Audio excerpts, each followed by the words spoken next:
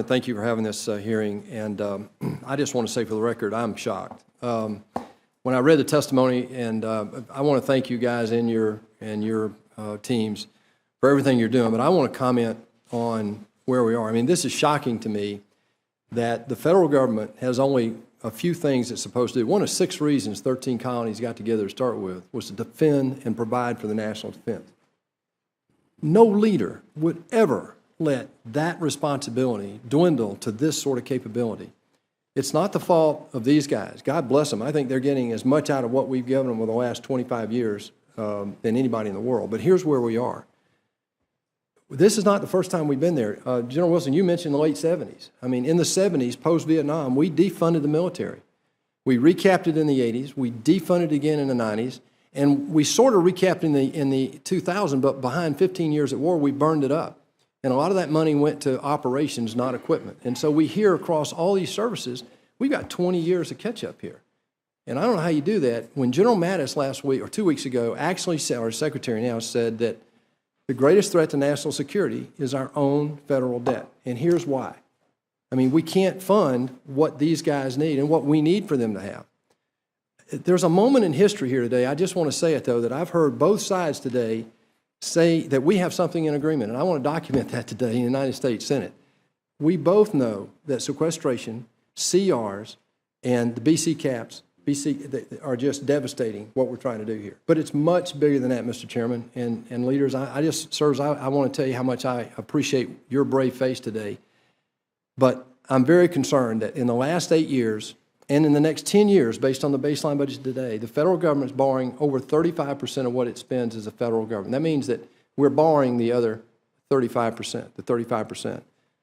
The problem with that is that our discretionary spending is about 30% of our total spend.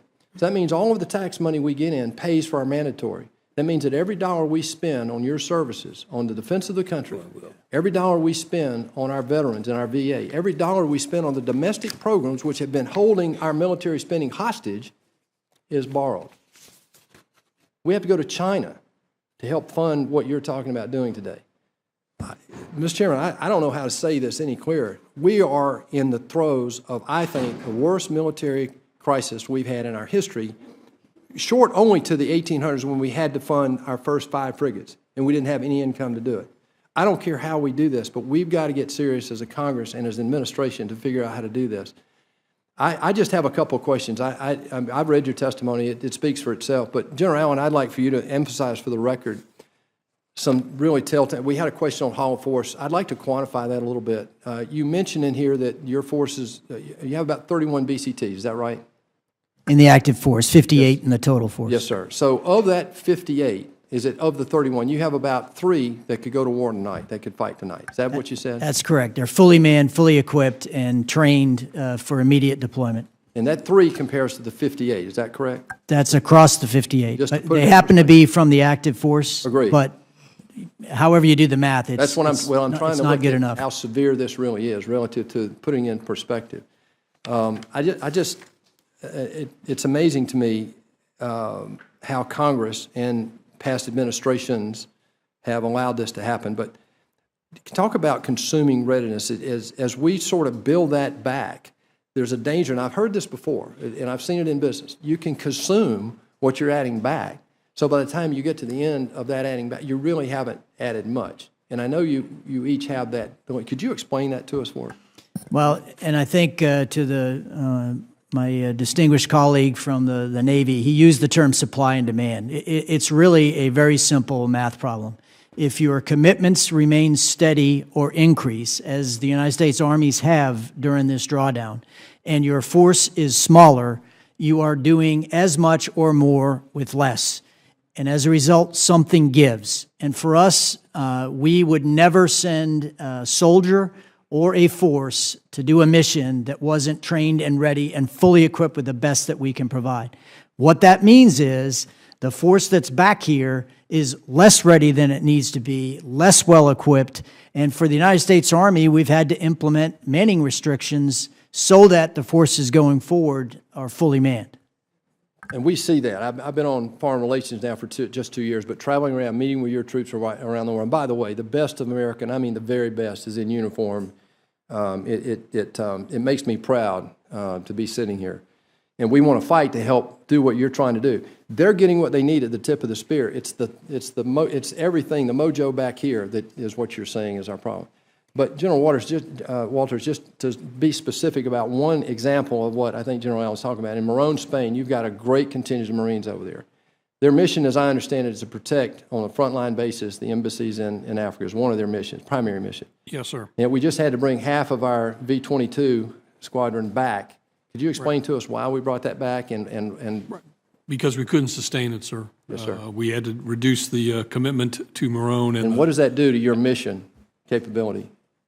Well, it puts them on a little bit riskier position if they, you had 12 over there because you had to send 4 to South Sudan. No-fail mission. 4 had to take off. Doing that with 6 aircraft, getting 4 out of 6 on a 24/7 basis is a little bit more risky. Now, Yes, if we had the squadron, if we had the airplanes, we had the readiness, then we would keep 12 over there. It's the same with our. We didn't only reduce that one. Our CENTCOM commitment in Al Jaber went from 12 to 6 aircraft. So we basically cut that. We cut those commitments. The commitment, the requirement was still there. Yeah. We just couldn't sustain it. So we had to reduce the commitment to a sustainable level, and that happened to be 6. General Wilson, you mentioned that your average pilot today, active duty, averages about 150 hours a year. Is that correct? Yes, Senator. I'm shocked. Across the fighter fleet. Yes, sir. It would shock you, I know, but it certainly shocks me to realize, Mr. Chairman, that I'm flying 4 times. As a sitting United States Senator, I put 4 times the number of airplane hours as our average Air Force pilot. That's shocking to me, and it's not your fault, but I recognize how severe that puts us. If we're looking at your priorities, no way that we can fund all this in the very short term. Can you prioritize between your list of the B-21, KC-46, F-35s, and talk about that just a little bit in terms of, in the nuclear capability. Yes, You said nuclear was priority 1, right? We have to modernize our nuclear force. When you look at the nuclear force today, our Minuteman IIIs were built in the 60s. Minuteman I's in the 60s, modernized the Minuteman IIIs in the early 70s. We still have components on our Minuteman III for Minuteman I's. So we have to modernize those. Our outcome cruise missiles, again, designed in the 70s, built in the 80s to last 10 years. We're on their 5th service life extension for those missiles. So they have to be modernized. We have to have a missile that can get to the target and do what's asked to it. And we have a plan to do that with what's called the LRSO. The B-21 bomber, again, we're flying all of our bombers. Our newest bomber is 25 years old, the B-2. That's the newest bomber. So all of our bombers rolled. The B-21 will be a huge improvement to our combat capability. So nuclear first, KC-46 to follow, F-35, KC-46, and then the B-21. So those are the programs going forward, modernization programs. Thank you, Mr. Chairman. Well, Thank you. Thank you, Senator Perdue. I think also